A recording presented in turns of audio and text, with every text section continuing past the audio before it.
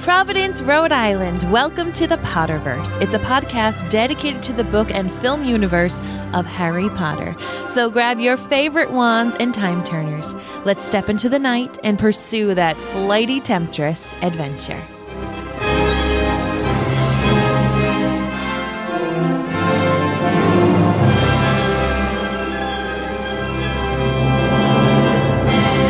My name is Mary Larson. My name is Blake, and I was actually just having a conversation with Mary as I was reading the illustrated version of this book for Order of the Phoenix. By the way, welcome to our first chapter for Order of the Phoenix, as you can tell from the title.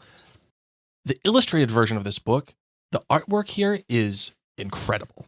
I agree. If you have not yet treated yourself to checking out the illustrated versions, you definitely want to. They are giftable.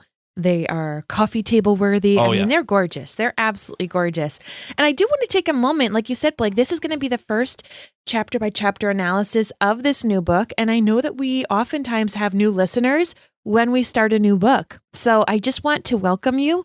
If you are new, hello. My name's Mary, of course, and Blake's my husband. We've been podcasting for now a decade. Wow, you think about that, forget about it. Oh my God. It's wild. We started podcasting when we had our first baby, and just to connect with people who might enjoy other nerddoms like we do, whether it's book or television or film fandoms that we love, and it has become a full-fledged media company.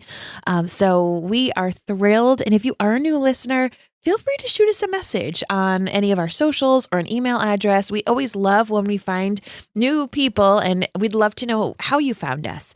And that also being said, friends, if you've been here for a while, starting a new book is super fun because this is something that your friends who've read the books can join in. You know, joining in mid-book is always a little different, but if you enjoy these read-alongs, take a screenshot of your app right now and throw it up in your stories or put it up on your socials. Let people know that they too can join along. We generally do about one chapter a week of this analysis, and we would love for you to do that. You can always give us a little tag at Mary and Blake Media so we can reshare it, but we adore you, and sharing it really is caring. So all right, you ready to get into this chapter a little bit? Yeah, let's do it. So go ahead. This chapter, of course, is chapter 1. It is titled Dudley Demented. And I always like to do a little bit of a quote. And I feel like this one kind of sums up my feelings. This is night, Diddykins. This is what we call it when it all goes dark like this. And of course, Harry says that. Sassy Harry in this chapter. I mean, I picked that quote because Harry is a different person in this book. And this is going to be the first time that we delve into this book, Blake and I. You read it, you know, when we started dating. And this is a fun fact. When Blake and I met on Match.com back. How many years ago now? It was 2007, so that would be 16 years ago. And Match.com then, like, meeting people online was still kind of sketchy. It was like meeting somebody off of Craigslist. But, you know, I trusted my gut, and Blake and I hit it off, except he had not taken part of any of the Harry Potter. Not only had I not taken part in it, I had wholly rejected it. Yes. So when we were dating, we were clicking on all of the other things that we liked. We really liked each other. But I flat out said to him, I think by the third date, when you asked me, like, hey, can we be official? Can we be a couple and not see other people? I put my foot down and I said, yeah, except here's the scoop. There's this book coming out. It's the last book in the Harry Potter series. And actually, the Order of the Phoenix movie is coming out this summer. Mm-hmm. And if you are going to be my partner, you're going to need to participate in these things, because this is a big, for those of you who read saw Order of the Phoenix, the movie, when it came out, you know, that summer was big. We got the book. We got the final book of the series. We got the movie. And I said, not only will you need to attend these things with me, but I need you to catch up. Yeah. I need you to catch up, buddy. So Blake read books 1 through 3. He watched we were running short on time. So you watched Goblet of Fire. Yes. So this past read along was your first time reading Goblet of Fire. But then you read Order of the Phoenix. Yes. And this is when magic happened for you. And a large portion of that was because we got what we like to call emo Harry. Oh. Emotional Harry, sassy Harry, crabby Harry. Let's be real. PTSD Harry. Oh, yeah, 100%. Angry Harry. Yes. Angry Harry was great. Well, we'll get into that. We'll get into that. But that's why I chose this, because so frequently Blake and I joke like, oh, it's emo Harry time. But this is going to be the first time that I read this book through the eyes of Harry dealing with trauma and his reactions. Truly, not just like jokingly, like, oh, look at him. He's so sassy. But honestly, why is he having these reactions? Why is this 15-year-old boy who just witnessed the murder of a classmate who is now feeling abandoned, why does he react the way that he does? Would we choose to react this same way? Sure. Can we blame him? What kind of repercussions is he going to have from sometimes making not the best, healthiest choices for him? And was he put in a place to truly succeed, or did the elders in his life do him dirty? Well, I think these are all very. And that's why I chose this quote, questions. because I just think it's like perfect sass from Harry. Yeah, I like the news one too. He's like, why are you watching the news again? Because it changes every day. Doesn't it? Yes. All right. So a reminder, everybody, if we bring you joy, if you're excited to delve into the Order of the Phoenix with Blake and I, you can head on over to jointhenerdclan.com. There you're going to get extra special goodies. You're going to get extra knee-jerk reactions from Blake about other shows. You get early access to shows, including the Potterverse. And for as little as $2 a month, you can contribute and support this mom and pop podcast. We are not part of a media conglomerate. We don't have mega sponsors. We do this in the basement of our house, as we have for a decade in our home, because we love this. Well, it started on our dining room table. We've upgraded. We've upgraded to a studio in our home, in our basement. But still, we do this because we're supported by listeners like you. So if we bring Lumos in a time of knocks for you, if we keep you company and you're not yet a member and you are able to, thank you. Also know that sharing is caring. Heading on over to iTunes to leave a written review, that means so much to us. Wow, you just dated yourself, Marvin. It's no longer iTunes. It's Apple Podcasts. Wow. As I said, I've been doing this for a decade. You know what I mean. You are an old. Whatevs. Get me my Activia. Right. Activia. Isn't that what Jamie Lee Curtis promotes? All right, let's get into the show. You're welcome. Activia. Let's do it. I solemnly swear that I'm up to no good.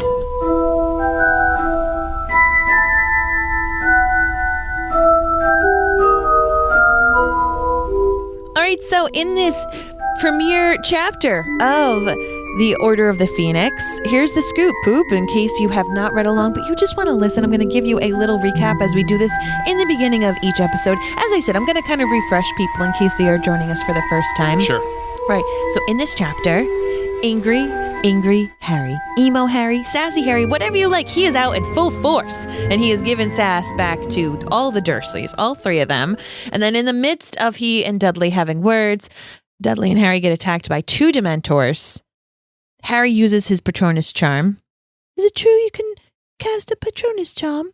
And is saved by none other than Mrs. Arabella Figg. Oh, Mrs. Not really Figg. saved, but she's like there and she's like, buddy, yeah. Don't be an idiot. Don't put your wand away. Don't put away your wand, you idiot boy, or something like that. Yeah. I like how they softened that for the film. They softened a lot of things in the film, I'll tell you what. But Miss Arabella Figg comes on out. We find out she's a squib. So, Mary, as you know, and I think as most of our listenership knows, this is a spoilerific podcast, right? So we're going to spoil things for future books.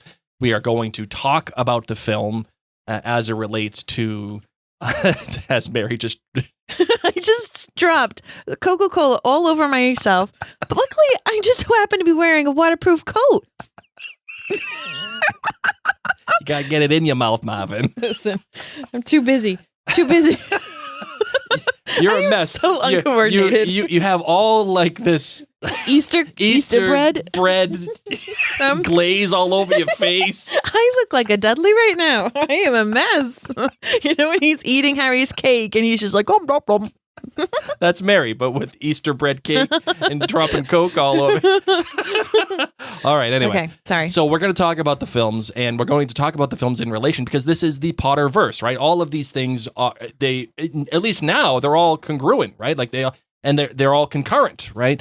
And so I do want to mention Mary, and I think it's germane to the conversation. Germane. Yeah.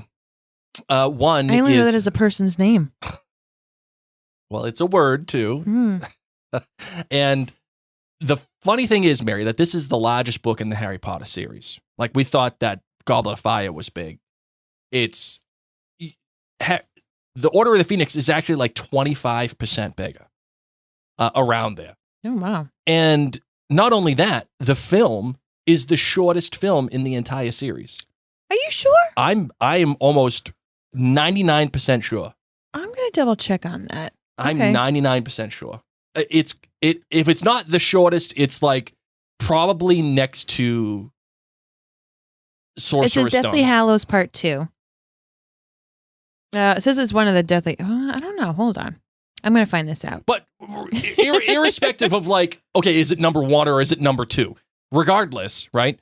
It is still one of the shortest Deathly films. Hallows Part 2 is 130 minutes, whereas Order of the Phoenix is 139. Okay, so whatevs. So it's shorter by 6 minutes, but whatever, right? It's the longest book with, I mean, within relative, context here, the shortest film, right?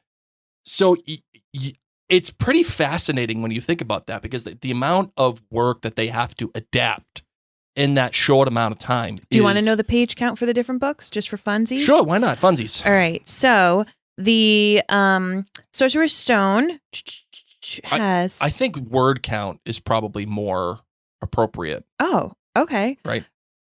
Sure. So obviously the longest one, as you said, is Order of the Phoenix. I'll do by audiobook runtime, because that will go through the same, right? Or no? Do you really want word count? I think word count is 257,000. Wow. For Order of the Phoenix. Okay. And then after that comes, oddly enough, the shortest movie. Oh, but it's broken into two. The Deathly Hallows with 198,000. Wow. And then after that comes actually The Goblet of Fire with 190,000. Then Half-Blood Prince, 168,000.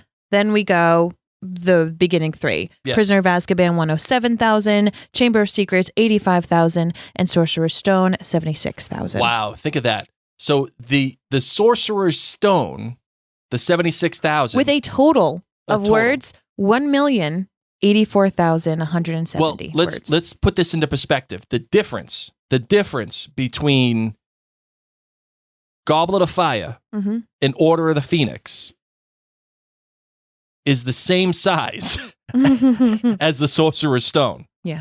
That is incredible. That's incredible. There's just the difference.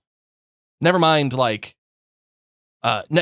mind the story. No, not really. I mean, but approximately, because you're looking at 257 and 198. You said Deathly Hallows and Order of the Phoenix? Yeah. Yeah. I mean, it's about 50 grand. Yeah, and then whatever. the book is 76 Again, grand. But that's what you're saying. Stats are for nerds. Exactly. Well, you're talking stats. I'm sorry. So I know it's just I find that germane to the conversation, right? Because this is a big one. This is a big book with a very small, a relatively brisk, if you will, adaptation for a film. Yes. And I think that the film really works. Agreed. But how much of that is because of the descriptors that were originally put in words that then you're able to add visual aspects to? Yeah, sure. You're able to add feeling to via the musical score and inflections in people's facial expressions. So Sure. I think what we also have to note is that the OG Sorcerer's Stone or Philosopher's Stone, depending upon where you are, that came out in 1997. The book, yeah. The book. And then 1998, we got Chamber of Secrets. 1999, we got Prisoner of Azkaban. And in 2000, we got Goblet of Fire. The author came out with a new book in the series once a year Sure. for 4 years. And then the movies started. Yeah, and wasn't there a big break in between Goblet of Fire So and this came Phoenix? out in 2003. Yeah. So there was this big 3-year gap. And this is when it had become a global phenomenon. In the first movie, actually a couple of the movies had already come out. Yeah. So I think part of me wonders, okay, if the author really had some traction and speed and also knew, beginning, like here's going to be the big picture for the first 4 books. But by this point, it became that global phenomenon. And how much more pressure did she have on her? Because not only was this, the amount of people, because this is the thing, Harry Potter shook the literary world. It went from people not really reading a lot. In the 80s and 90s, kids got video games. And that kind of took over a large portion of like what kids did on indoor days. Mm-hmm. And to get kids reading again, people were trying everything. And honestly, there were many teachers and people who would say what got kids reading again was the Harry Potter series, was these first initial 4 books. They were champing on the bit to be at the library or to go to the bookstores. To get this. This is when they were having midnight book releases. And this midnight book release for Order of the Phoenix was an incredibly big deal because not only had there been now global success with these initial books, but the movies had come out. They were a big deal. They were huge hit. We had the scores. We had everything. You started to have all the paraphernalia, but also people had to wait 3 long years. Yeah. So I wonder how much more of that is why this is the biggest book. This had some of probably the biggest expectations, on the author, on the editors, and the publisher. This needed to now take Potter into a darker realm. Yeah. Had to change from just wee magic. And now we're delving into the bigger issues that Harry's going to face. Yeah. Plus, now people have ideas of what these characters look like. Mm-hmm. They have ideas of what Hogwarts look like. And, and Hogsmeade, like all these places. So how much more can the author play with that? And what is she now bound to in describing things? Because now people have conceptions based upon the movies, which of course she was a large part of when it came to the construction and feedback. But I just think that that's really important to note. Yes, this is the largest book, but yes, this had this had the longest wait. The other books came in 2-year increments, I believe. Okay. In 5 and in 7. In 2005, and Mary, 2007. you kind of went the direction that I was hoping to go. Oh, right, which is this is the first book, and this is the first chapter where I think this first chapter is the first time that the book and the series itself, as a book series, at least acknowledges its own cultural weight, right? Because in this chapter, we don't have that initial information dump. We don't have the exposition of Harry was a really special boy. His parents died and yada. Like, no, the book just dives right in. Mm-hmm. And the way that it feels, the sense is, well, either you buy into Harry Potter by now or you don't. Like you buy into the mythos of Harry Potter, or you can't keep up. And if you can't keep up, I'm sorry, that's your fault. I mean, that's basically what I said to you on our date. That's true. Good point. That's a good point. And then I went out and bought myself them books the next day. I didn't lend you mine? No. No. You wouldn't let me dare touch those. I don't trust you enough. This is only the third date. So, I don't think I ever told you this. I may have. I don't remember if I told you, but the girl that I dated before you was into Harry Potter.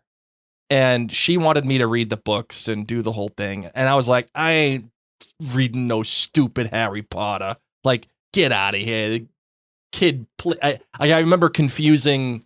I thought that the game that they played was called Hogwarts, and that you thought Quidditch was Hogwarts? I thought Quidditch was Hogwarts, and I remember saying all that. And I'm like, I'm not reading no stupid book. And then we started dating, and I was madly in love with you, and I was like, oh my God, I have to read these books now. I don't want to read them, but I'm going to, because obviously I want to be a part of it. And you're like, why do all these Xennial women love Harry Potter? And then here I am falling in love with it, and now I have a podcast about it. But anyway, I think this is when the series itself as a book series starts to recognize how important it is within the cultural zeitgeist and lexicon of not only the popular culture, but just the literary world as itself. And yes, Mary, I think that there is a giant weight put on this book. In fact, I would probably argue that this book has just as many expectations on it as Deathly Hallows did. I would agree. But not the same expectation. It's different, but weight. Yeah. Yes. Yeah, because yes, you're right. There is a gap in time, and there is like this expectation, and the movies had become a success by that point. By 2003, I think we're all the way up to Azkaban by that point.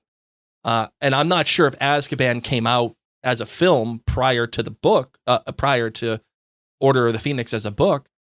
But either way, you would still already had massive success with Sorcerer's Stone and Chamber of Secrets. There was a visual language. There was everything that was already Azkaban, established. the movie, it came out in 2004.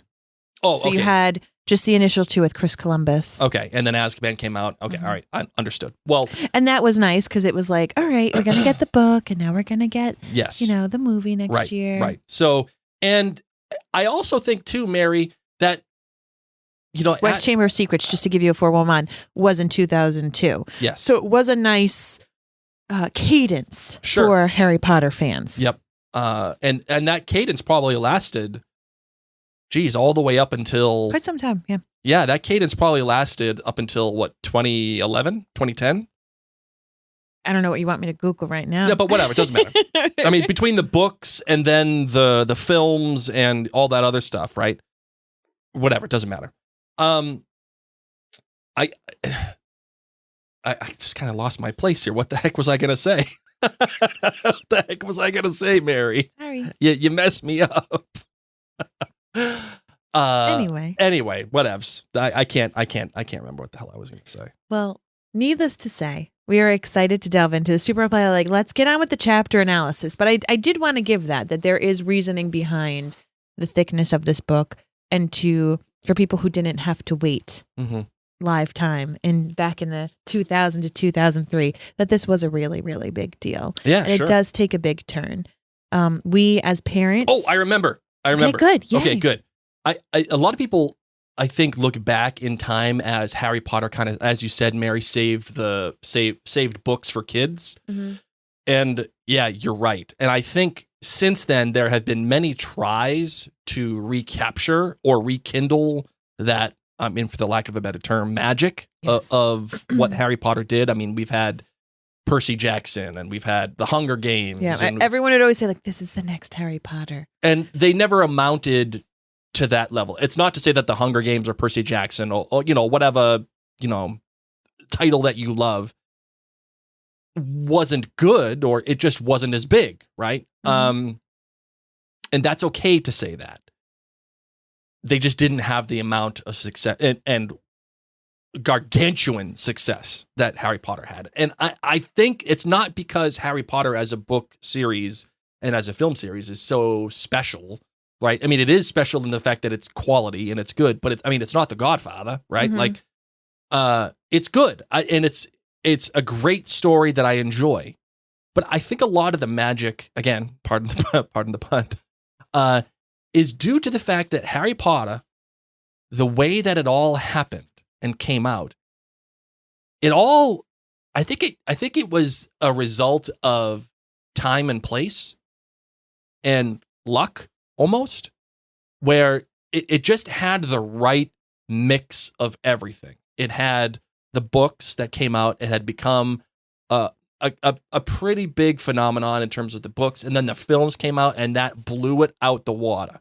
And then there was this big wait, in terms of time in between Goblet of Fire and Order of the Phoenix. And not only did that big wait happen, that big wait happened just at the right time, right? Voldemort had returned. We were left on this massive cliffhanger. What is going to happen? Mm-hmm. And then when we finally get Harry back, it's 3 years later, and Harry is emo Harry. And we're into a world that's not only we've been waiting for it, but it's bigger and darker, and it takes the series into a whole new direction. Yes. Right? It's not just Wee Hogwarts anymore. It's like, oh my goodness, there are real things happening here. And then by the time that this film came out, the whole visual language of the franchise had already changed. So, like, and that just sent it skyrocketing, right? And so I think it's also important to recognize that for this first chapter, because, and this is when I want to kind of shift our talk into the chapter, which is, I remember when I was reading Sorcerer's Stone, I loved how the book introduced the Dursley house and the family. It felt cinematic, the way that the light was coming into the room and bouncing off the pictures and at Harry and the whole thing. I think this might be my favorite introduction to a Harry Potter book. Wow. For chapter 1.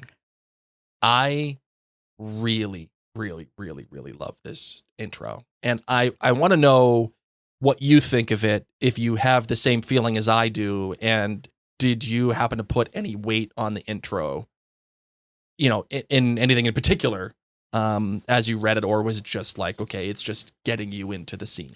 No, I think it's interesting. Of course, it starts with it being actually after Harry Potter's birthday. Yeah. This starts in kind of early mid-August, I believe, when he gets his letter. In a couple of chapters, it's going to say that the incident happened, on August 12th or 11th. So we're pretty close to school time and after his birthday. So you don't even get the wee merriment of his birthday. And it starts with it being the hottest day of the summer. And I think that that's really interesting because the coldness that we're going to have with the Dementors is going to be in stark contrast. Yeah. Everything's dying, everything's parched.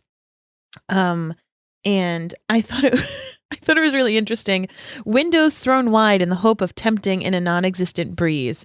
So this takes place in 1995, this book.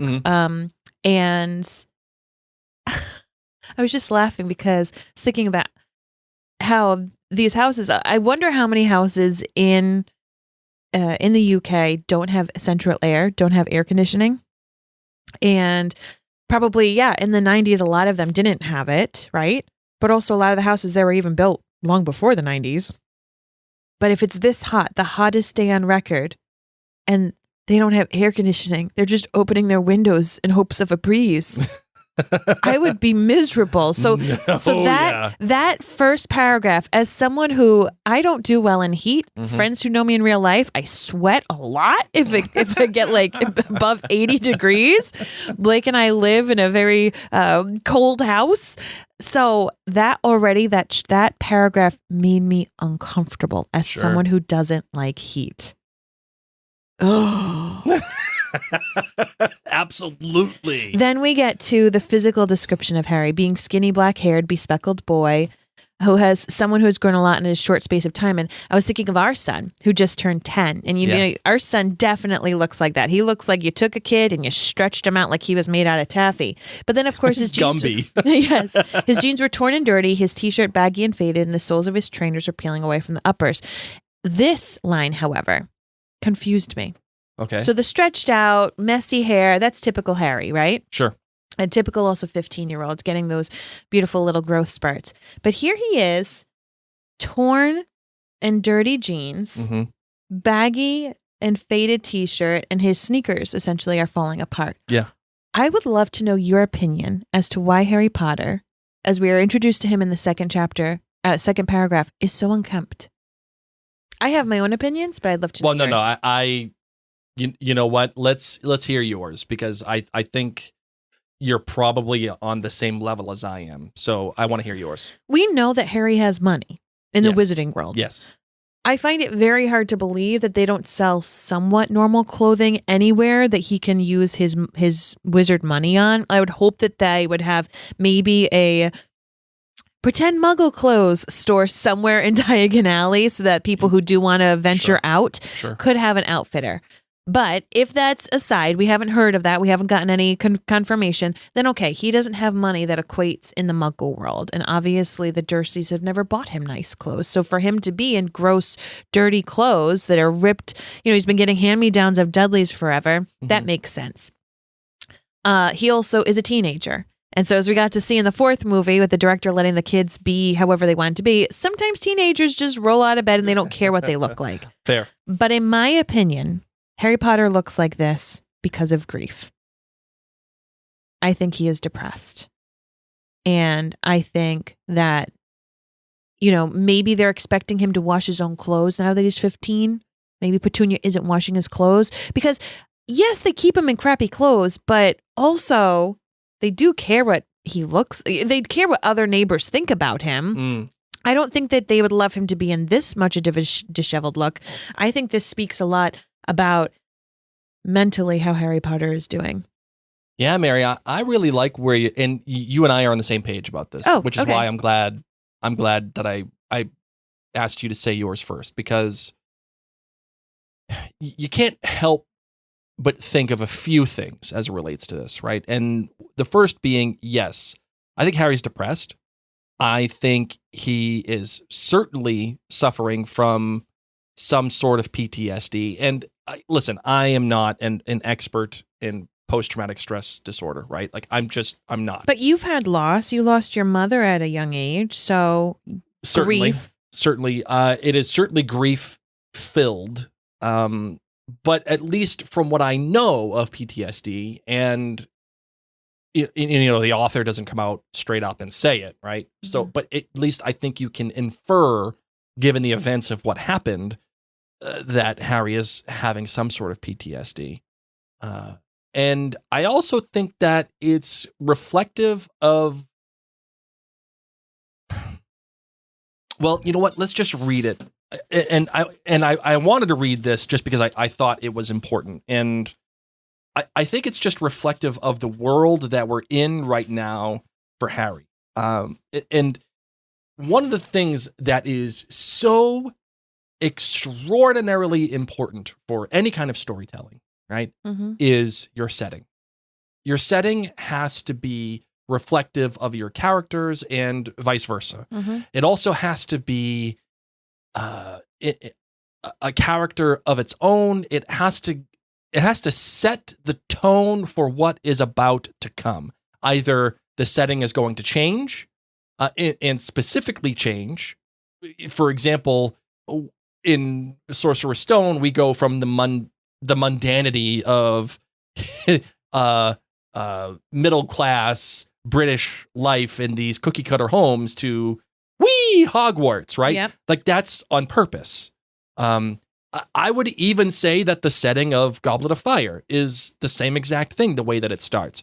We start off with Voldemort outside of Harry. And it is not, it is that situation is not great, Bob. It's not great, Bob. Not great at all.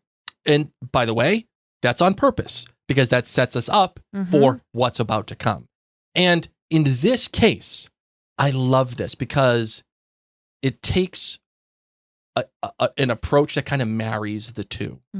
And that is the world as Harry knows it is off. Mary, you said something along the lines of how many people in England at this time have air conditioners, right? And my retort is probably none, right? And not because it's just the 90s, but because you probably don't need a whole ton of air conditioning in England. It's the hottest day of the summer. I know, but like, it's think of those places that, like. You know what, friends in the UK, you let us know. Normally, it's just cooler in the UK because it's rainy and it's just higher in the hemisphere than we are right here in Rhode Island. So. Yeah, you just probably don't need air conditioning as much until all of a sudden you do. And the fact of the matter is, this setting is so hot because it's trying to show you and characterize the difference in Harry's world. Not only is he stuck in this place, just miserable, away from his friends and family, but the world as itself, as it is transitioning into a hot war environment. Yes. The second Wizarding War is going to happen. There actually was a bit of a drought and a hose ban in the summer of 1995. Cool. So it's historically accurate. Awesome. Like, let's go, man. I'm in. But just narratively, it's perfect. Mm-hmm. It's perfect because it exemplifies and characterizes everything that is about to come. And I just love this. The hottest day of the summer so far was drawing to a close, and a drowsy silence lay over the large, square houses of Privet Drive. Cars that were usually gleaming stood dusty in their drives, and lawns that were once emerald green lay parched and yellowing, for the use of hose pipes and had been banned due to drought. Deprived of their usual car washing and lawn mowing pursuits, the inhabitants of Privet Drive had retreated into the shade of their cool houses, windows thrown wide in the hope of tempting a non-existent breeze. The only person left outdoors was a teenage boy who was lying flat on his back in a flower bed outside number 4. He was a skinny, black-haired, bespectacled boy who had the pinched, slightly unhealthy look of someone who has grown a lot in short space of time. His jeans were torn and dirty, his t-shirt baggy and faded, and the soles of his trainers were peeling away from the uppers. Harry Potter's appearance did not endear him to the neighbors, who were the sort of people who thought scruffiness ought to be punished by law. But as he had hidden himself behind a large hydrangea bush this evening, he was quite invisible to passers-by. In fact, the only way he could be spotted was if Uncle Vernon or Aunt Petunia stuck their heads out of the living room window and looked straight down at the flower bed below. Well, on the whole, Harry thought he was to be congratulated on his idea of hiding here. He was not perhaps very comfortable with lying on the hot, hard earth, but on the other hand, nobody was glaring at him, grinding their teeth so loudly that he could not hear the news, or shooting nasty questions at him as it had happened every time he had tried sitting down in the living room to watch television with his aunt and uncle. Almost as his thought fluttered through the open window, Vernon Dursley, Harry's uncle, suddenly spoke. "Glad to see the boy stopped trying to butt in. Where is he anyway?" "I don't know," said Aunt Petunia, unconcerned. "Not in the house." I love this opening. Mm-hmm. I love, because you get a sense of everything. The world, as we know it, is not right. Cars are left unwashed.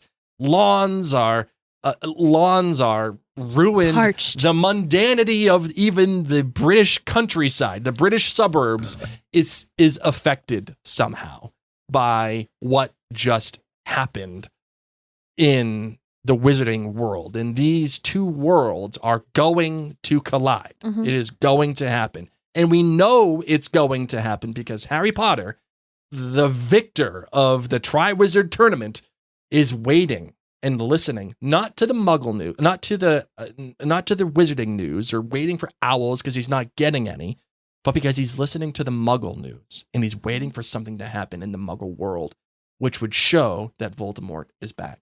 That in and of itself is foreshadowing that something big is about to happen. I love that.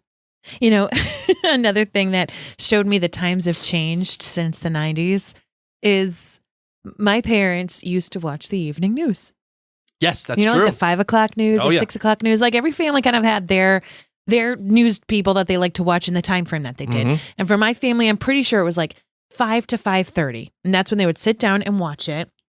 And it was just the thing that everybody did. Yep. You know, all the adults did at least. And it was just a normal thing. And so people don't really, like, we're now the parents, right? Yes. We don't sit down and watch nightly news. Never. We have different ways of getting our news sources, whether it's streaming or different times of the day, or let's be honest, on the loo. You might scroll and check things out. But it has changed that much since 1995 that this is how regular it was, and that Harry was being a nuisance to them on a daily basis by wanting to watch it. So I just thought it was really interesting. And, you know, when I first read this in 2003, I was in college, and it wasn't out of the ordinary for me to think about that. Yeah, you read it and you were like, yeah, that makes sense. Yeah. I get it. Like my parents watch the 5 o'clock news every night too. We watched Channel 5 at 5 o'clock. Lindsay Yes. Jacobson and what's his name? I can't remember. Fun thing on that news, the water skiing Budgie? Huh? You know, Budgie, the thing that they talk about is water skiing, Bungee. Oh, okay. Bungee the Budgie has found a novel way of keeping cool this summer. Bungee, who lives in the Five Feathers in Barnsley, has learned to water ski. Mary Dorkins went to find out more. And that's, of course, when Harry realizes, okay, if they're talking about a water skiing Budgie, then I don't need to watch this. And I was wondering, like, what the heck is a Budgie? All this time, I thought it was a squirrel. I thought it was like the British way of saying squirrel. Just like how we say soccer field Sure. and they say football pitch, things like that. No, a budgie is what we would call a parakeet. It's a bird. Every time I've read this, I've pictured a squirrel water skiing because I've seen that on like YouTube or something. I have never seen a water skiing like blue parakeet. Interesting. Interesting. I never. So even if you put too that read together. Bungie the Budgie, and you just kind of glossed over it and thought, I don't know what that means. Maybe a badger. Yeah. No, it's a blue parakeet. So, Mary, I know that the drama in all of this is what ends up happening between Harry and Dudley, and obviously and clearly the setting up the confrontation between Dudley and Harry, and how Dudley has transformed himself into a boxer and what that means. By the way, the commentary there, I love this. The commentary that Dudley turns into a boxer and, kind of gets himself in shape and then uses that to pick on little kids, does that to me screams a reflection on how he interprets his father and the way that his father interacts, not necessarily with him, but with the world. And even with Harry, what he's seen. I mean, he physically hurts Harry. He grabs him. And thank goodness Harry has like some non-wand magic that pulsates through him, which is common for youngsters, right? That's how Marge blew up. But yeah, it makes you wonder how much, let's be real, physical abuse Dudley had seen to Harry through little pushes and shoves or clenching. That then he grew up modeling that, and like you said, kind of putting it, quote, to good use in his mind. Sure. And it makes you wonder, like, as much as the Dursleys baby Dudley and like give him everything, Diddykins, it makes you wonder, is he afraid of his father? Right? And does he feel like he needs to have this sense of control over people? That's a good question. We're in this living room space with the parents as they're listening to the news, and even while they're watching the news, they're putting people down. And I do find it, I never hear them speak badly about Dudley. So part of me thinks that no, he's not afraid of his dad, that actually he looks up to his dad. Sure. They're talking about the news. I mean, he puts down Spanish baggage handlers, and he says, give him a lifelong siesta, I would. Like, that's just completely rude, Uncle Vernon. Yeah. Oh my gosh. And then they're talking about, some famous person, and Aunt Petunia says, who cares about their life, when she actually is obsessed with it and is busy reading all the tabloids about them. Right. So all they do is talk badly about people. And yet in the midst, they're also talking about how popular Dudley is and how proud of them they are. So I feel like he gets loads of love and affirmations from his parents, but more he models their behavior, that he either sees the way that they treat Harry and the way that they talk about other people. And I think that that's what he just continues to do, which we talk a lot about Draco.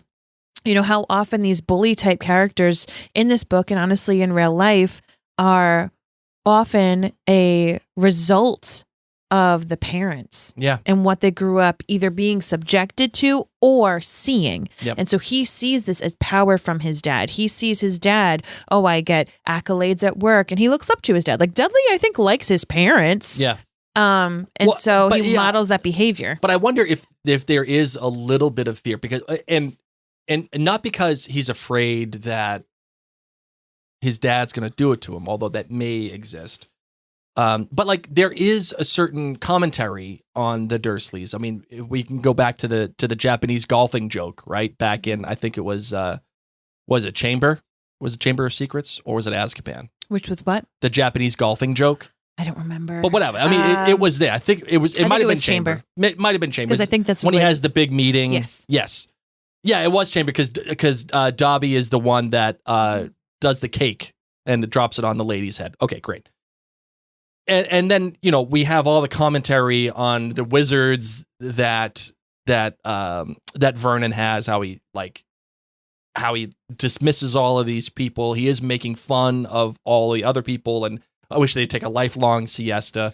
But then there's also this other portion here in this chapter that I think is important to note.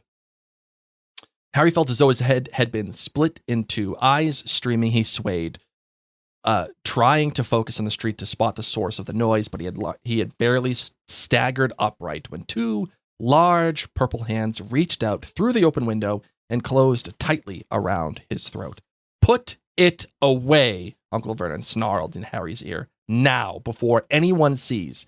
"Get off me," Harry gasped, and for a few seconds they struggled. Harry pulling at his uncle's sausage-like fingers with his left hand, his right maintaining a firm grip on his raised wand. Then, as the pain in the top of Harry's head gave a particularly nasty throb, Uncle Vernon yelped and released Harry as though he had received an electric shock. Some invisible force seemed to have surged through his nephew, making him impossible to hold. I love this because there is this sense of violence here. Yeah. From both parties. And Dudley is, as you note, I'm sure that there are other instances that Dudley does see this. And does he use this as a method to control other people? Because Harry doesn't react like this is a one-off and that this is something new. Right. He lashes back out verbally, obviously.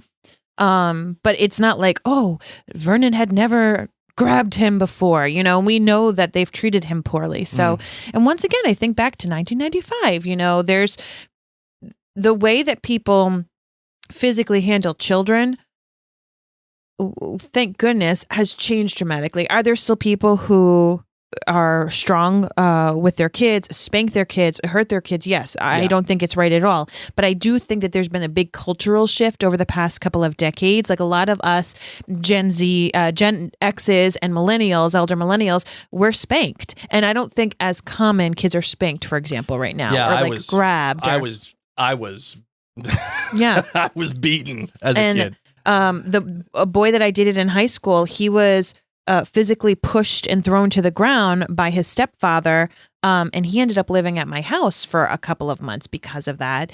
But like that too would have still society-wise been okay. Sure. Like nothing happened to the stepfather. No, it was just more my parents were against it. And so, we took care of this boy in the meantime. But like, it's not like they went to counseling. It's not like there was, any outrage of it, as I think that there would be more so now by other members. Yeah. I think that's all. I mean, like you say, you're totally against it. And Mara, I think that's totally fine for you to say, because that's a choice that we've made as parents, And there's people that still do, but I'm just saying as society as a whole, I think it's different. I think if this was written now, 2023, 20 years later, there would be a much bigger deal about Vernon Dursley putting his hands around a 15-year-old boy's neck so much that it was like squeezing. Right. So, I mean, so I think we're heading into a direction that I don't necessarily want to go, but I do.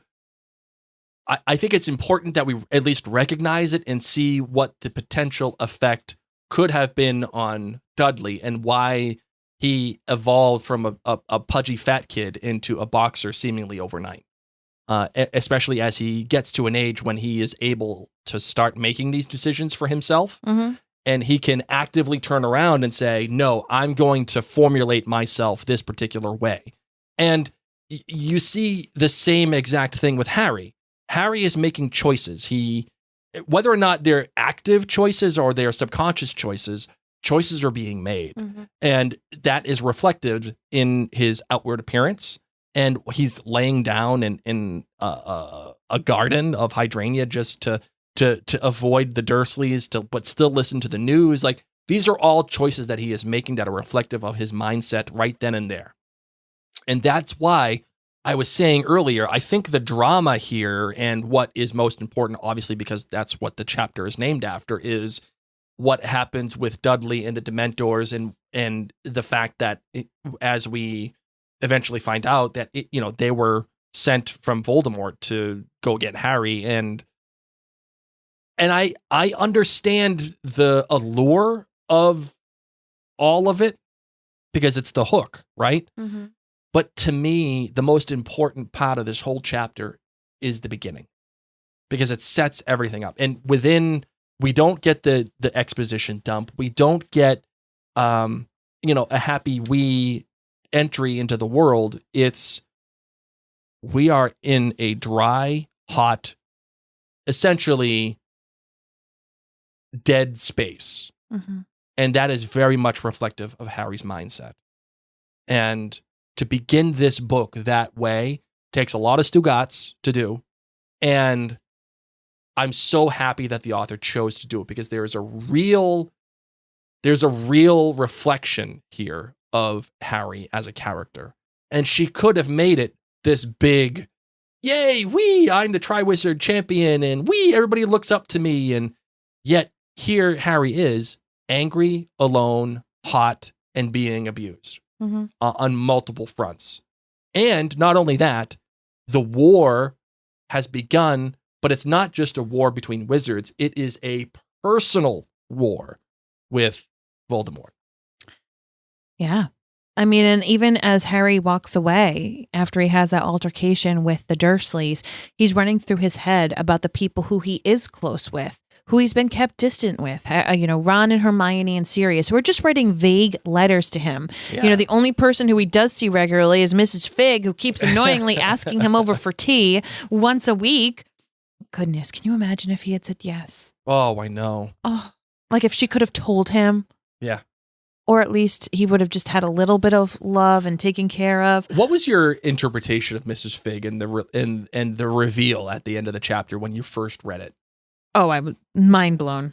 Really? Mind blown. Was it like a fist pump moment for you where you're like yes, what? I know. What is this? And as kind of like Deus Ex Machina as it is, it also makes me feel like, wow, like there's a plan here. Like it takes all of these things and puts them into one vein. Yeah. These worlds are coming together now. And you kind of understand why Harry was left with the Dursleys and how Dumbledore was keeping an eye on him and all I get it now. Once again, I mean, Cedric's death was in June. This is just August. This is 2 months later. Yeah. And Harry hasn't really spoken about Cedric's death to the Dursleys. He didn't say, I said at the end of the last book that wouldn't you think that the school would send a letter home? By the way, there was this traumatic event at the school. Your kids may want to talk about it. We promise the school will be safe when they come back. But just so you know, this happened. You would have thought that as the guardians of Harry Potter, the Dursleys would have gotten a letter. They may have talked about it at some point with him then, but that's not what happens. But Arabella Figg does know. Mm-hmm. And she knows that he's suffering. He's suffering alone.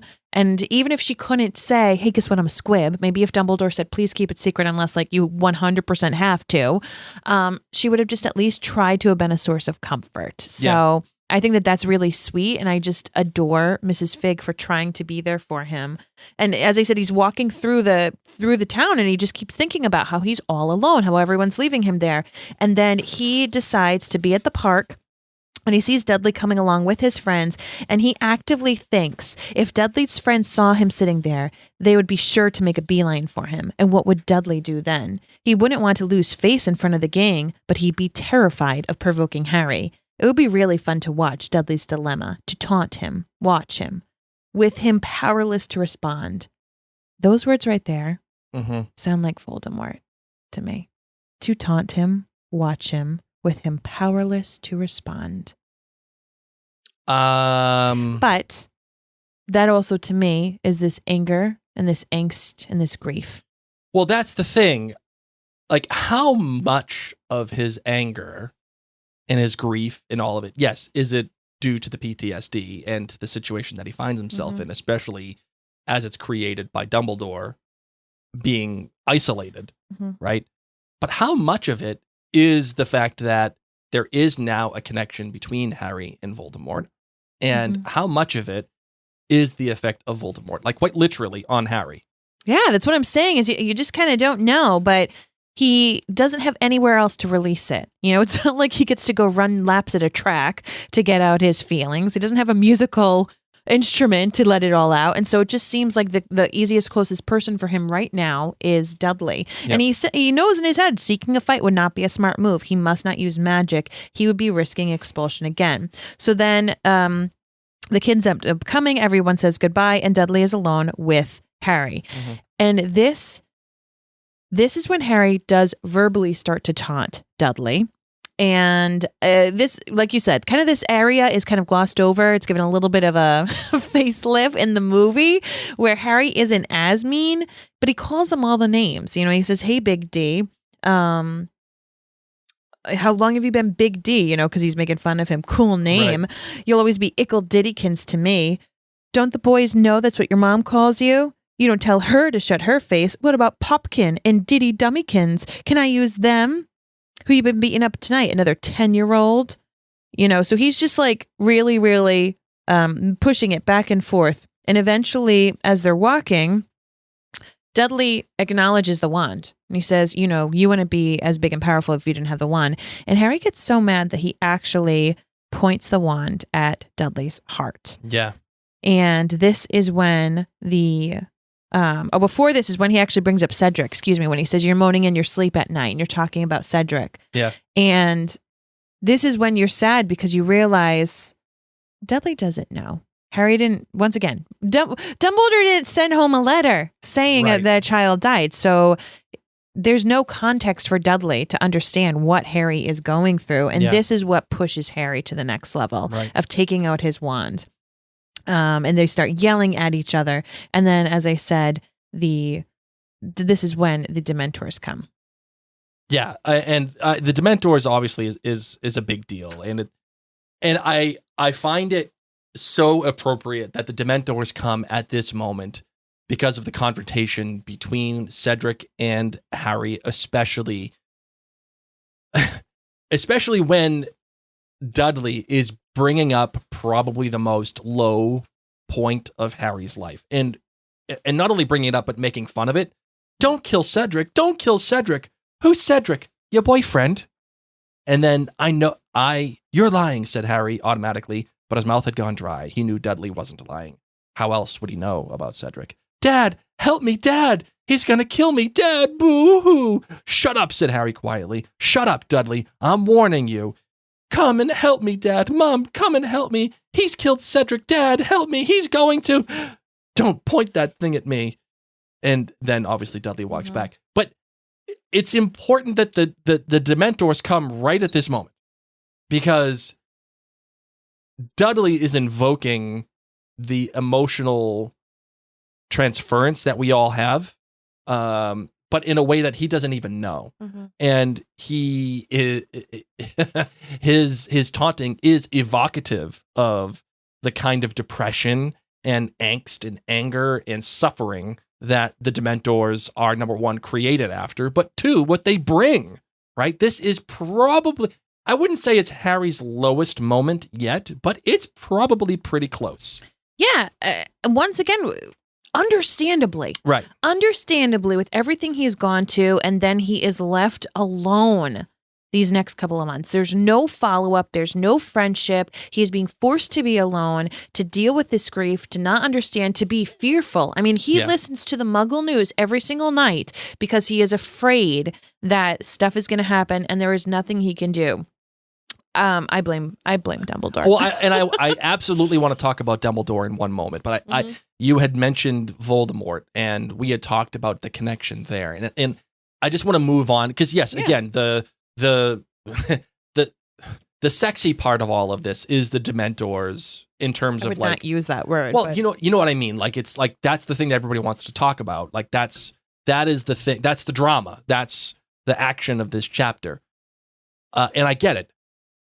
But Mary, as you said, that there is a connection between Voldemort and yes, the action of the Dementors showing up and the action of the Expecto Patronum and the action of Harry essentially saving, Dudley and the whole thing.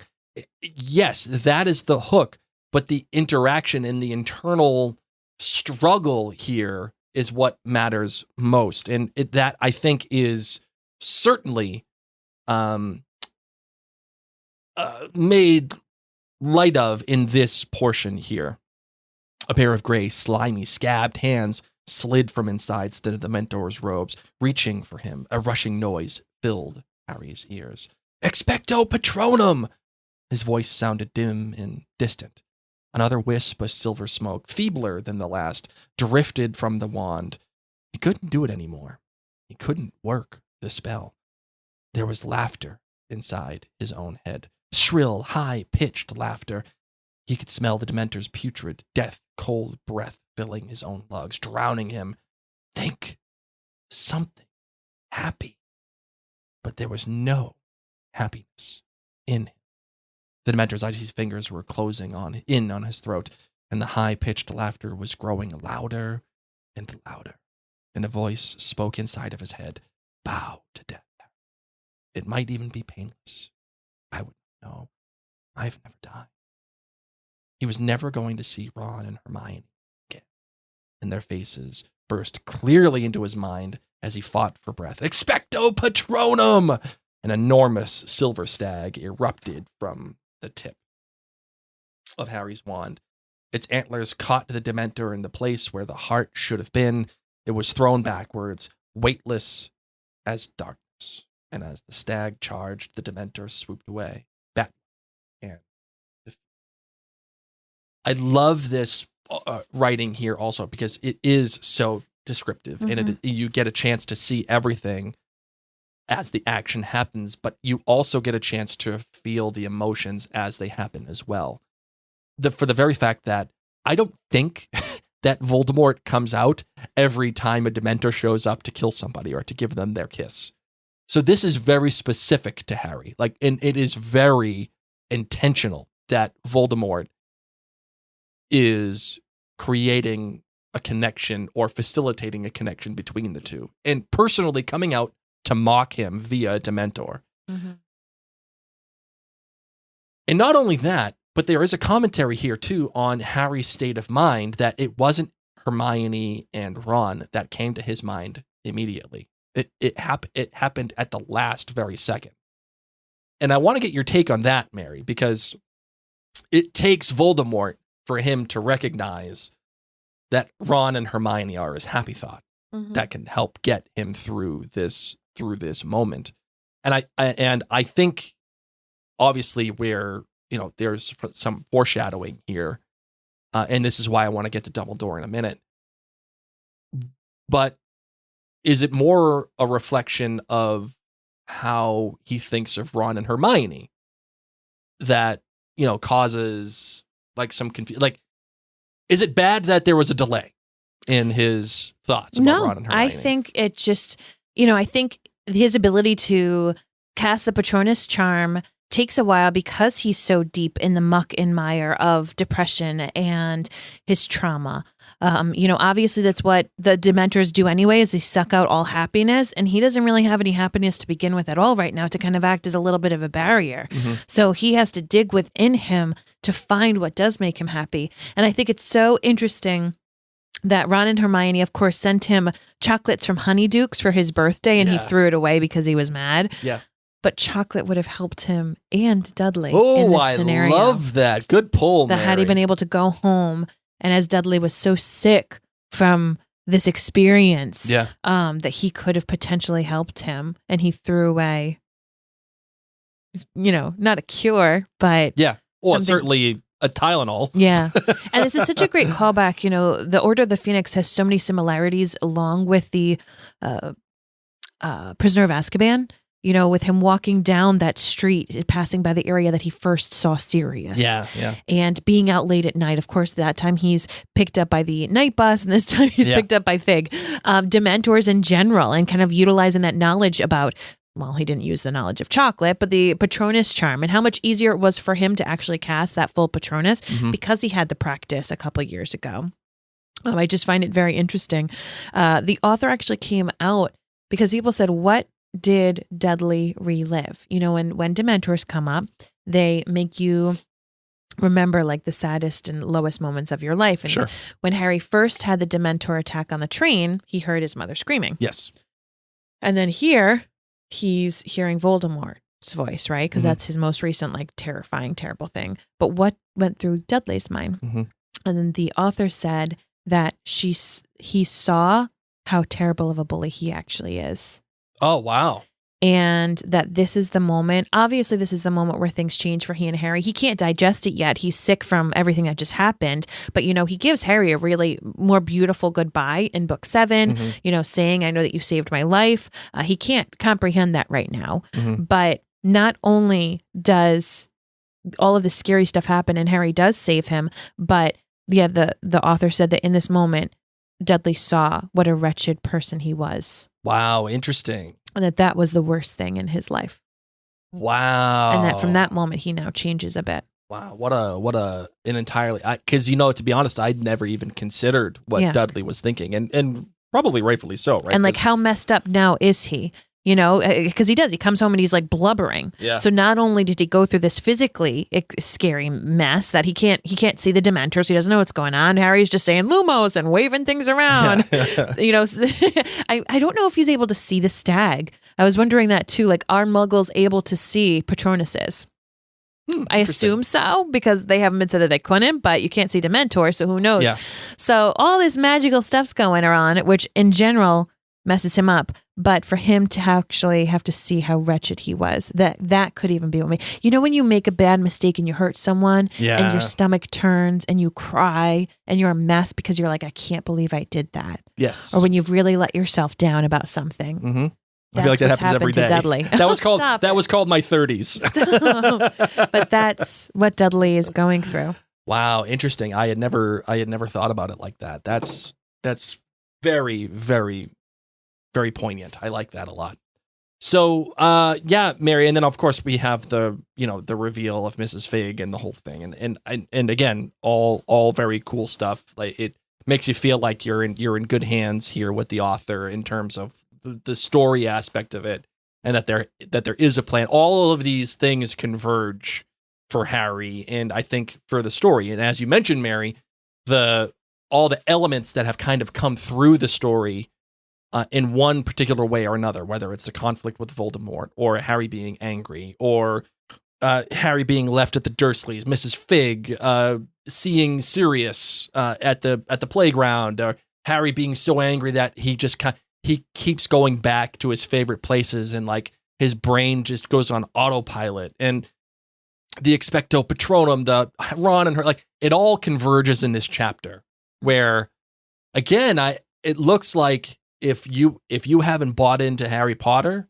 you're done. You're done here. Like, you can't, and that's why I say this book acknowledges its place within the cultural zeitgeist. And yet it still touches, right? Because we get Cedric's death and everything that happened in Harry's dreams and his nightmares. We get Sirius. We get these little mentions, but like you said, it's not a whole entire chapter of reintroducing things. It's like, all right, I'm expecting you to know you've had 3 years since Goblet of Fire. Yeah. If you didn't reread the other books and watch the 2 movies, you're out of luck. What's interesting though, is Harry in the Prisoner of Azkaban was having all of this dream analysis stuff with Trelawney. Yep. And obviously she's just written off as baddie, but like, had he actually taken nuggets from that, he's starting to have these dreams of what we know as the Department of Mysteries and these corridors and locked doors that he can't get into. So not only is he reliving stuff with Cedric, but he's having these nightmares about these locked doors. Sure. And it would have been so neat if he could have been like, oh, maybe I should crack open my dream interpretation book and get a little bit more knowledge. But I feel badly for him. Everything that happened to him in the graveyard was 2 months ago. And Dumbledore makes a big mistake right now by leaving him out. Yeah, that was going to be my next question to you. Does Dumbledore make the wrong choice here? Yes. Yes, the Dark Lord and Harry have a connection, but maybe it could have been monitored better. Maybe he could have started his occlumency lessons in the summer and kind of shut off that connection. Maybe if he knew what was going on, Sirius wouldn't have died. I just feel like he could have gone to the Burrow a lot sooner. I know that he needs to go at the Dursleys for a little bit, but to put this child through this without any real connection to the Wizarding world, to people who knew what happened, to allow him to kind of talk through his grief, I think that this is what messes Harry Potter up so tremendously much extra for this book. And I'm going to give him a lot of grace with how he treats people, because I think that the adults in his life abandoned him in his time of need. I know this doesn't make for very good talk show radio here, but Mary, I completely agree with you. The adults in his life have let him down at this moment. I think you could even argue the Weasleys have kind of let him down here at this moment. just because there hasn't been enough fight for Harry. There hasn't been enough, I don't care what Dumbledore says, I'm going to do what I want to do, and I'm going to be in contact with Harry if I have to. I will say, I think the Weasleys got enough on their plate. Arthur's probably super busy with work, and this is when Molly's anxiety really starts to pick up for the fear of her own bajillion kids. Fair. So, but I agree with you. But she almost, babies Harry. But I wonder about Lupin, about Sirius, about Snape, and Dumbledore. Yeah. That they could have seen this in a different way. But yeah, Molly, why didn't Molly have little chat therapy, flu powder time? Sure. I mean, we obviously know that the fireplace is hopefully boarded back up. I know. But, and I'm not saying that Dumbledore doesn't make the choice to isolate Harry in a sense that I don't care about Harry Potter. It's more like, I think I'm doing the right thing here. Like, I'm trying to make sure that there is separation for Harry's protection, right? Because Dumbledore also has to consider himself and Hogwarts and the Wizarding World also at the same time. Like, he's doing what he thinks is the right thing. But that doesn't mean that it's the right choice, right? Like, it doesn't mean that, he's able to... that he's able to protect Harry the way that he should be. And you're right, Mary. I give Harry, even though it's emo Harry and angry Harry, and a lot of people don't like this version of Harry, I actually quite like this version of Harry because we've all been there. We've all been really scared. We've all been really hurt and alone and angry. And it's another reason why I love the beginning of this chapter and the descriptor, because the whole world is off. Everything is just tilted in some way. Everybody is affected in some way, right? And what I really like about it is that Harry is completely isolated. And it's not just because Dumbledore has decided to isolate him or because the Dursleys are who they are, but because it helps describe Harry's mindset of not only where he is, but where he's going to be. He's going to go back to the Wizarding World, the place where he admittedly here says in the book, this is where I feel most at home. I feel like I need a connection. All I want is connection. All I want is to talk to somebody from the Wizarding World because that's where I feel most like myself. Everybody is leaving me alone. Mm-hmm. And this is foreshadowing of the major confrontation that is coming even within the Wizarding World. Everybody is going to deny Harry. Everybody is going to say, Harry, you're wrong. Voldemort is not back. I don't care if you saw him. You made it up. It's wrong. I know you've been there, Mary. I know I've been there. When there are things that are happening around you and you see them and you're like, this is happening. Mm-hmm. And everybody around you is saying, nah, you're crazy. How isolating is that, right? How angry does that make you feel? How does it comment on your sanity, right? So I love this for Harry, not because I'm a sadist, but because I love the fact that Harry, after what could be considered his greatest triumph, is this low. Mm. And it's a real character moment for Harry and how he reacts, how he interacts, and what is coming for him in the future. It's a great starting point for him at this moment of the franchise. And that's why emo Harry works. That's why emo Harry is the best. Because it just sets him up for what's about to come. Agreed. So, got anything else for this chapter, my love? I mean, there's just so incredibly much. We didn't get to touch upon Mundungus Fletcher, who continues to let us down in the series. Yeah. Disapparating because there was a deal on cauldrons or something like that, smuggled cauldrons. That once again, Dumbledore, okay, if you can't be there, if you can't give therapy to Harry Potter, why are you having Squib Arabella Fig And Mundungus Fletcher, Yeah. of all people. Watch this child. Yeah, not a great Interesting choice. thing, he disapparates in the vicinity of Harry, Yeah. which that's like he did magic near Harry's residence. So it's interesting that didn't like mess up the trace. Whereas Sure. when Dobby did magic near Harry, that Harry got kind of clunked for it. But maybe because who knows? Maybe maybe they knew it was Mundungus. Sure. And then of course these Dementors were in fact sent by Umbridge. So Umbridge, we'll get yeah. we're gonna delve into that probably next chapter, just because we've been here for a long time. Yeah, We'll we've been talk talking about- now for an hour 15 here, Yes. so we got to wrap this. We'll delve into that All a right, wee bit more. you got anything else? That is it. All right, ready for a different perspective? Yes. All right, let's do it. Holy cricket! You're Harry Potter! I'm Hermione Granger. And you are? I'm Mrs. Fig. Mrs. Fig, look at you for the first time. No, I've been here before. But what is, you know? With all it's- my cats and the pictures of my cats and Yeah, everything. you're crazy- and crazy I show cat up, lady. I show up almost every day. I invite that poor little boy to tea. And how does it make you feel, Mrs. Fig, when he just says, nah, I'm good? We're good. You know, I feel for him. Yeah, how come? He doesn't have any cats. I think if he had a cat, I was going to give him one. Oh, yeah, right? Yeah, I think if he had a cat, it would be like a therapy pet. How And it many would- cats do you have? That's the question. You lost count? Yeah. How many are in the house right now?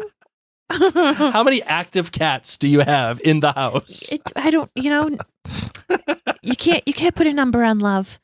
So I want him to come over and pet the cats. Yeah, sure. I know I'm not supposed to tell him a lot of stuff, but that poor boy. And I was thinking I could take him shopping at J.C. Penney. J.C. Penney's. Yeah. Ooh, I like it. Get some new pants. I'm surprised you didn't say it like how my parents used the J.C. Penney's. We're going to J.C. I don't Penney's. even know if there's J.C. Penney's in in England. I'm sure there's somewheres. In Surrey. I have no idea. But yeah, I really think that if he had a cat, this would be a lot better. I know he has an owl, but owls they just don't do it. They don't purr. Yeah, they don't show the kind of love They don't that you need. snuggle at night. Yeah. Imagine what a good snuggle would do for that Always boy. biting you, pecking at you. He's always outside getting dirty. And they would teach him that cleanliness is look at his key. shoes. Yeah, like cats clean constantly. And I feel Always. like if he had that role model, that maybe he'd be a little tidier. So when Dumbledore asks me for feedback, he's told me now to stop requesting to get him a cat. Give the boy deodorant, please. End scene. All right, Mary, we have some email and questions here. Oh. And most of them are actually from the previous chapters that we've done. Good. For Goblet of Fire. So please keep sending your emails. Thank you so much. And since we had just concluded Goblet of Fire, a lot of people had questions. So yes, we are going to tackle Goblet of Fire emails here on this first chapter, even though necessarily that this is Order of the Phoenix. But here we go. Let's hit the sounder. Oh, Mail's here.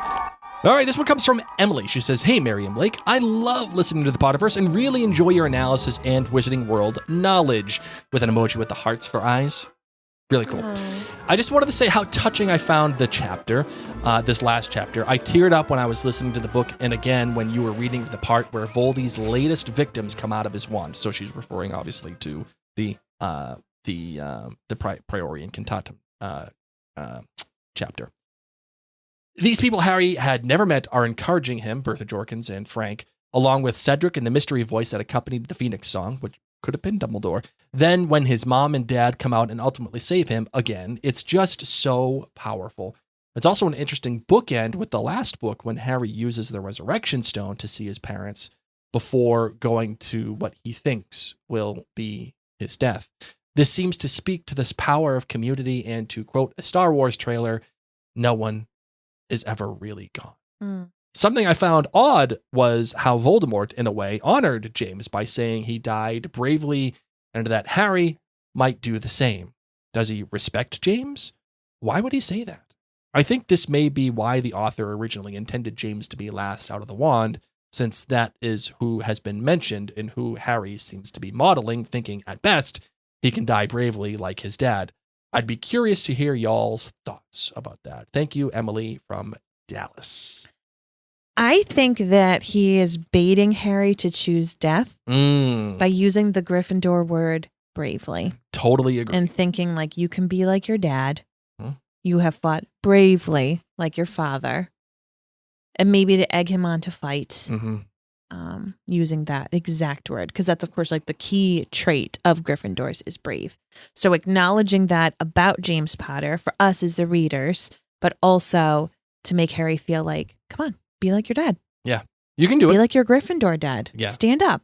Don't back down. This is what you are supposed to do because you are a Gryffindor. Yeah, and he's just pushing him to be like, because he knows internally, obviously, that Harry wants to be like his dad and admires his dad. Yeah, 100%. Mary, I agree with you. I don't think that Voldemort has any special love for James. If anything, his actions kind of just dismiss James. Right? It's just like up and dead. See you later, and not even a second thought. Yeah. Right. So yeah, I agree with you. I think he's just baiting Harry. All right, this one comes from Crystal. Crystal says, I've been listening to your Potterverse podcast for about 6 months, and it's so nice to be caught up. It truly brings me Lumos in my time of Knox. Yay, well, thank you, Crystal. I appreciate that.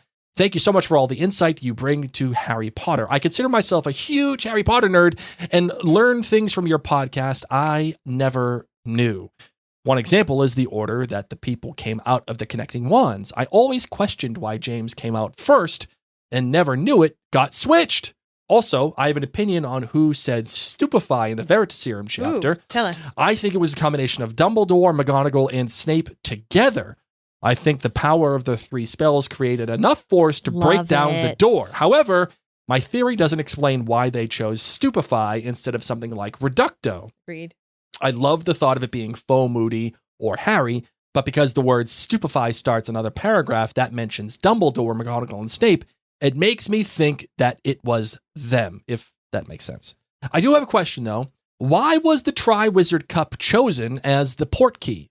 If Faux Moody knew how to make a portkey, wouldn't it be a lot easier to just make something random a portkey and have Harry grab it?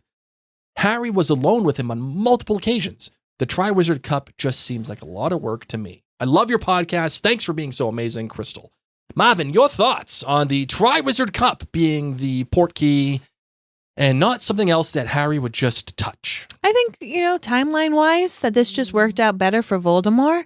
And that also it wouldn't cause alarm because then people could just think that Harry died in the maze, that Harry could have died from one of the tasks. Yep. So that's what I took it as, that he can be killed by Voldemort and then kind of like silently put back in the maze. And then people would just think he died from the spider or something. Fair. And then Voldemort could continue to grow his powers and his network silently without people knowing. Yes. So I agree with you, Mary, about the intent behind it, but and the logic behind, okay, Harry dies in the maze and Voldemort grows silently, and we know that Voldemort wants to grow silently. And that some of his plans are just set in motion quicker because of the acknowledgement, right, that Voldemort is back. However, the actual choice of the author to make the Triwizard Cup the portkey, that to me screams narrativium. That's like things happen because they gotta happen. Okay. And it is chosen as the portkey because it's the most dramatic thing, right? Like when you think of the plot mechanics that it takes to get Faux Moody to make it a portkey and to guarantee that Harry is the first one who touches it and no one else, like all of the mechanics, all of the logistical yoga that you have to do in order to make that work. I mean, the chances of it working in reality are slim to none. So the book needs to make it happen for dramatic effect and because of narrativium. Things happen because they need to happen. And that's what it is. So I think that's the reason why it was chosen and not something else. All right, the next one comes from Faye. She says, there's a game that we play, I think, as not adults, but just as older people. But the lighter version of that game is Kiss, Marry, Punch, as opposed to the other More extremes. other extreme versions of The F word, marry, and then to unalive. Yeah. So Mary, Faye wants to know, and she did suggest Kiss, Marry, Punch. Oh. In the Harry Potter world, who would you kiss, marry, and punch? Oh. How about you do this one? Really? Oh, well, you don't want to play along here? Well, give me a moment to think. Okay, man. fine, fair enough. Because like these are kids. Are we saying if I was a kid, who would I kiss if I was a kid their age? Yeah, Or, like as weird 40-year-old Mary. Well, think of it within context, okay? Okay, if I was their same age, or whoever if the you are your character age is. now, if there are other characters that are your age in the books that are, your age now, like just within context. Okay, you go, Blake. Okay. And this would be the kiss, marry, punch, not the extremely crazy. Yeah. Yeah. All right. So kiss, marry, punch. All right. So, listen, it's got to be Fleur Delacour. Okay. For Kiss. It's got to be. Good for you. You know what? You got to do it. I get it. It is what it is. Mm-hmm. Marry? Mm-hmm. Oh, Mary's a good one. Marry is a good one. I don't know who it would be. I think if I had, it's not Hermione. Definitely not her. She'd be too annoying. I couldn't live with that. If I had to marry somebody, who would it be? That's a good question. I'm trying to think of all the different characters. Like I'm going through the Rolodex in my head. I don't think it could be Weird Girl. Who's the weird girl? Blonde. Luna? Luna. I don't think it could be Luna. No, you couldn't. You definitely She's too couldn't. weird. Yep. Too weird. It would have to be one of the Slytherin girls. Yeah, I was just going to say you're probably going to marry Pansy Parkinson. Yeah, that's exactly who I was thinking of. Yeah. Pansy. I couldn't remember the name. You're welcome. I'm going to marry Pansy Parkinson. Yeah, and instead you ended up with Lily Potter.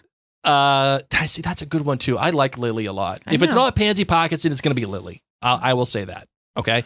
And then my Lily punch, would not have married you had she known you in school. guaranteed. And then my punch, absolutely, without question, Justin Finch Fletchley. That kid sucks. That kid sucks. JFF. I'm out on JFF. You're the worst. You are the worst, Burr. Yes. All right, what do you got? Oh my gosh. Who's your kiss, marry, punch? Okay, fine. My kiss is Justin Finch Fletchley. I would have asked him to the Yule Ball. Uh-huh. And had fun with him because he seems like a nice kid. And I would have given a peck on the cheek for being a wonderfully and honorable date. There you go. Just a big ball of nothing. I would marry Fred, but then, if he was dead, I would marry George. Oh, okay. I would marry one of the Weasley twins. You're going to go a river runs through it. Yes. Route. Yes. And then punch. I would punch you. For punching Justin. What are you punching me for? I'm not in the book. It's got to be a character from the book. I punch you for punching my date. Thank you, Faye. That was a good game. I appreciate that. All right, the next one Don't punch anybody. Violence is not the answer. The next one comes from Anna. She says, "Hey, Mary and Blake, I just finished listening to your latest Potterverse episode and had to chime in with some feedback. Firstly, let me say that since I discovered you lovely people in or around May 2020, I've listened to all of your Outlander podcast, all of your Bridgerton podcast, and all of your This Is Us 2 podcast, and caught up with the Potterverse in the past 6 months. I'm now re-listening to the Potterverse with her miss, who is 11, and who read the entire book series twice through within the 3 months of the last year. So she is cool with spoilers. And I've been rereading the books to her son, who is 8, and they're on the Goblet of Fire for the past few months now, and almost caught up to the Potterverse, though he can't listen yet until he's read or seen all of them, and I'm making him read before watching the movies. Her daughter has only seen, however, up to Goblet, and I think we will wait a bit longer to show them the rest of the films. I did the same. Yep. Anyway, I wanted to address the Thestrals question that you had. Mary was asking, why can't Harry see the Thestrals at the end after Cedric dies? And I'm wondering if it's because he technically didn't see Cedric die. If we go back to chapter 32, Flesh, Blood, and Bone, the text seems to suggest that Harry did not see Cedric die. His knees buckled, he was on the ground, and he could see nothing at all. His head was about to split open. A swishing noise and a second voice, which screeched the words to the night, Avada Kedavra. A blast of green light blazed through Harry's eyelids, and he heard something heavy fall to the ground beside him. The pain in his scar reached such a pitch that he retched, and then it diminished. Terrified of what he was about to see, he opened his stinging eyes. Cedric was lying spread-eagled on the ground beside him. He was dead. So is it that you see someone dead, or that you saw them die? I'd like to know your thoughts. Other than that, I absolutely love your shows, and especially with regard to the Potterverse, the different perspectives. They are an absolute hoot, no pun intended, by the way. Thank you so much for all the work you do and the huge amount of lumos you bring with every show you run. Your cousin from Western Australia. Oh, good day. Anna. Fun fact, our little lad has a great Australian accent Yes, right he now does. because he changed his Alexa to have an Australian accent. And he was reading me a story the other day, and I said, whoa, what accent is that? And he said, oh, this character is supposed to be from Australia, so I'm doing an Australian accent. And I was like, how do you know how to perfectly do an Australian accent? You're 10. Hey, you want to mess with people? It's from his Alexa. Hey, Alexa, change your voice to Australian. You're welcome, world. All right, the next one. So, Mary, your thoughts, rather, about Harry seeing the Thestrals, and he does not see the Thestrals because he does not actually witness physically Cedric dying. What are your thoughts? But then he does see them.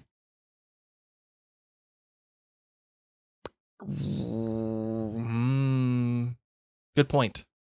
He sees them in the beginning of this book. He does see them at the beginning of this book. Fair. So he wouldn't have necessarily seen. I would take that for he wouldn't necessarily have seen his mom die and be cognizant of it as a baby. But Yes. I think maybe it's just he's blinded by grief. Well, you know, Mary, I think that's fair to say that he just may have been blinded by grief. I also think that there's some room here for us to allow the fact that it was just a mistake, right? Like, and I think that's okay to say that, you know, if we had to explain it logically, I think the one way that you could argue it is, yes, maybe he didn't see Cedric, or maybe he was blinded by grief, or there was just too much emotion to comprehend it. Like, I think that's how you kind of whistle past the graveyard here. Yeah. But I think there is room to say, yeah, you know what, it was just kind of a mess up there. Yeah. And that's okay. That shows you that shows you that sometimes not everything is perfectly planned. And that's okay. All right. The last email that we have, this one's from Lainey. And Lainey says, hi, my name is Lainey, and I am in the 6th grade. Hi, Lainey. I just started listening to your Harry Potter podcast, and I love it. I do have one question about what will happen in the future, and something that I would maybe want to know. Is there going to be a Harry Potter and the Cursed Child movie? I do know that a play did happen, and what happened between Luna and Neville. Thank you for your podcast. Well, Lainey, thank you very much for listening. Oh my gosh, Lainey, you're amazing. 6th grade is one of my favorite years of school. 6th grade was one of my least favorite years, but that doesn't mean you can't enjoy your 6th grade. I hope you have loved it, and happy early graduation to 7th grade. Yes, I am so happy for you, and I'm so proud of you for writing into us. Thank you so much, Lainey. And if you are Lainey's age and you're listening to this for any other listener, please do write us an email at maryandblakemedia@gmail.com. We are happy to read your email on live here on the podcast and answer any question that you have. So, Mary, let me ask you the question. Is there going to be a Cursed Child movie? There's been chatter. There's definitely been chatter, and people are even saying, like, wouldn't it be fantastic if we were able to get the OG cast? Because now, of course, the actors who portrayed Harry, Ron, and Hermione have now grown up. Yes. Where Dan Radcliffe just had his first child. Did he really? I think he either that or they announced pregnancy. Let me see. Oh, wow. So, I mean, either way, the actors. They're expecting. They're expecting their first child. Great. But he's 33. So, they could easily be aged up to be believable parents. Yes. Better than they were when the original movie came out. But Chris Columbus, who was the director of the first two films of Sorcerer's Stone and of Chamber of Secrets, he has come out that he wants to make a cursed child. He wants to make the upcoming sequel. So there has been loads and loads of chatter. And news has recently been coming out once again just because of the actors' ages. Wouldn't that be fantastic? There's been a 10-year gap here in the films. And I to be honest, I bet there will be a film. There is trouble with the author that we all kind of have to look at and recognize. Mm-hmm. And that's why we call her the author on this podcast. Just because it is what it is. That's a reality, right? Mm-hmm. And I think the actors and the crew and directors and writers, they all kind of have to accept. I will say Tom Felton, who plays Malfoy, has already said that if there's any chance to be Malfoy again, it would be greatly accepted. Of course it would. And that's why I'm saying, I think by the time, let's just say, for the sake of argument, right, that this is in a vacuum and all things are being equal, right? Rupert Grint and Bonnie Wright, so Weasleys, they have said if everyone else comes, they will. Yep. And Neville, Matthew Lewis, has said he'll only come back if the storyline is worth it and not nostalgic, just for nostalgic's sake. Yep. And Emma Watson, Hermione, said that she isn't ready to be Hermione again. Yeah, well, that's what I was just about to say. Right. So the big three, obviously, are the people that we got to have come back here. And I think, listen, if Harrison Ford can come back and play Han Solo, Emma Watson can come back and play Hermione They just feel Granger. like not enough time has passed to give that breathing room. And Radcliffe, the gentleman, Daniel Radcliffe, who played Harry Potter, he said, I'm getting to a point where I feel like I made it out of Potter okay, and I'm really happy with where I am now. And exactly, just like with Harrison Ford was able to have other films in between either Star Wars or even Indiana Jones before making that comeback, but they were allowed 30 years. Yeah, there needs to be space. Yes. And I think that's fine. It's almost like those bands that get famous for a song and then they end up hating the song because it's like, dude, I do so much more than that song. Why don't you listen to everything else that I do? And then they come to resent it. But then it turns into, oh, well, you know what? That song's actually pretty good. And yeah, I'll play that song again. I'll be okay with that. And then, of course, this brings into conversation, which I think we're going to save the bigger conversation for a later date. But just this month, in April 2023, Warner Brothers said that potentially they're going to be making a television series based upon Harry Potter for HBO. Yes. And so with that, of course, they would be recasting everybody.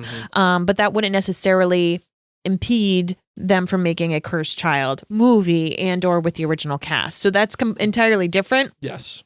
So there's just a lot of talks going on right now. I think what we'll do is we'll have a separate podcast on that, entirely. Just because I think that's part of a larger conversation. And hopefully that might be the next episode. So we'll see, because it is pertinent, and I think it's important that we talk about it at least. All right, Marvin, we have been here for hour 38. I think it's time to shut this episdown down. What do you think? I wonder if this is the longest premiere of a first chapter episode, which would just be so fitting for the longest book in the series. All right, you got anything else, Marvin? That is it. All right, you ready to close it out? Sure am. Let's do it.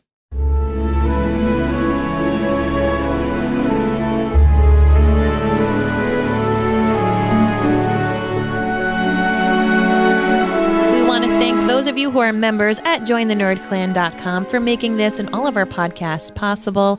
Truly, from the bottom of our hearts, Thank you so incredibly much. And friends, if you haven't left a review yet in Apple Podcasts, now's your friendly reminder to do that. Our latest one was from March 15th. So we've gone almost a month without having a new review. I would love to see one pop on up. It'll just like make my day. What was the last review? The last one was actually from another young listener, actually. I was just looking at it. Hermione fan. Okay. It says, why as a young Potterhead, I love this podcast. Why I love this podcast is it is hard finding a good podcast as a young Potterhead. After I found this podcast, I will listen to it 24/7, cleaning my room, doing laundry, making food. I would definitely recommend speaking for myself, but I believe new and old Potterheads will fall in love with this podcast. Oh, thank you. Thank you, friends. I appreciate that. Yeah. Very nice. Old Potterheads. You know what she's referring to? Or that person's referring to us? Us old geezers. Us. Us olds. Us elder millennials. Well, friends, thank you all so incredibly much. My name is Mary. My name is Blake. Mischief managed.